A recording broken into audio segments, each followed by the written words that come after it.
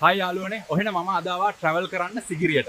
සීගිරියේ ඉතිහාසය ගැන මම ඔයාලට කියලා දෙන්නම්. සීගිරිය ප්‍රාග්න ඓතිහාසික යුගය තුලද ජනාවාස තිබිලා තියෙනවා. සදහැවතුන් විසින් සකස් කිරීමෙන් පසු බෞද්ධ භික්ෂූන් වහන්සේ උදෙසා පූජා කරන ලද ගල්ලෙන් සහිත එම ලෙන් ආරාම ක්‍රීපු 5 වෙනි සියවසේ සිට පරිහරණය කර තිබේ. ඒ වගේම උද්‍යානයන් සහ මාලිගය තැනුවේ කාශ්‍යප රජු විසින්. කාශ්‍යපයන්ගේ මරණයෙන් පසු 15 වෙනි සියවස දක්වා ෆයාරාම සංකීර්ණයක් ලෙස පැවතුන අතර ඉන්පසු පාළුවට ගිහින්. තවද බ්‍රිතාන්‍ය ජාතික ගවේෂකයෙකු ජෝන් ස්ටිල් නැමැත්තා මෙහි නටබුන් අනාවරණය කරන අතර සීගිරියෙහි වූ කුරුටු ගී පුරාවිද්‍යාඥ සෙනරත් පරණවිතාන මහතා විසින් කියවූ පසු එම කාණ්ඩ දෙකක් ලෙස ඔක්ස්ෆර්ඩ් ආයතනය විසින් ද සීගිරි කුරුටු ගී නමින් ප්‍රකාශයට පත් කරන ලදී. පරණවිතාන විසින්ම සීගිරියේ කතාන්දරය නැමැති කෘතියද කරන ලදී. දැන් මම ඔයාලට කියලා දෙන්නම් සීගිරියේ මුල් ආරම්භ පිළිබඳ පුරාතන කතාව. ශ්‍රී ලංකාවේ පුරාණ පෛතිහාසික වංශ කතාවක් වූ මහා වංශයේහි කාශ්‍යප විස්තර වන්නේ ධාතුසේන රජුගේ පුත්‍රයා වශයෙන්. කාශ්‍යප තම පියා ධාතුසේන රජු පණ පිටින් පිටියකට නැද ජීවිතයට බැඳ ජීවිතක්ෂර කොට තම සහෝදරයා වූ මොග්ගල්ලානට උරුමව තිබූ රජකම පැහැරගත්තේය. මොග්ගල්ලාන වනු රජුගේ අගබිසවගේ පුත්‍රයාය.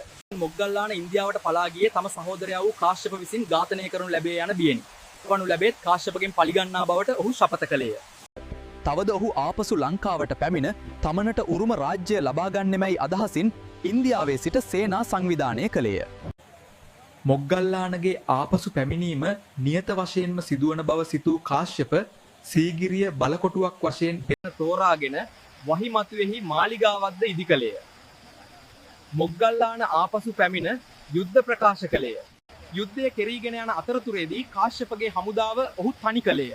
කාශ්‍යප තම කඩුව මත ඇද වැටි සිය දිවි හානි කරගත්තේය. ඒ වගේම පුරාවෘත්තවල සහ ජනප්‍රවාදවල සඳහන් වන අන්දමට පුවත මෙසේය. කාශ්‍යප තම යුද හස්තියා සටන් කිරීමට සුදුසු ස්ථානයක් සොයා වෙනත් තැනකට මෙහෙය වූ විට ඔහුගේ හමුදාව බෙහෙ වරදවා තේරුම් ගත්තේ කාශ්‍යප පැරදී පසුබසින ලෙසිනි. ඉන්පසු ඔහුගේ හමුදාව කාශ්‍යප සම්පූර්ණයෙන්ම තනිකොට පලා ගියා. මොග්ගල්ලාන තම අගනුවර ලෙස අනුරාධපුරය තෝරාගත්තේය. සීගිරිය ආරාම සංකීර්ණයක් බවට පත්විය. තවද සීගිරිය නිර්මාණය බෞද්ධ ප්‍රජාවගේ කාර්යයක් වූ බවත් ඒට හමුදා සහභාගිත්වයක් කිසිසේත් නොමැත. තවදුරටත් විස්තර කරන අර්ථකථනයන්ද තිබේ. පුරාණ ලංකාවේ මහායාන හා ථෙරවාද දෙපාර්ශවය අතර පැවති තරඟයේදී සීගිරි පරිශ්‍රය වැදගත් ස්ථානයක් ඉසිලූ බවද කියවේ. එහෙනම් ගායිස් දැනට මං යනවා. ඔයාලගේ දැනුමට මේක වැදගත් වෙන්නේ නැති කියලා මං හිතනවා.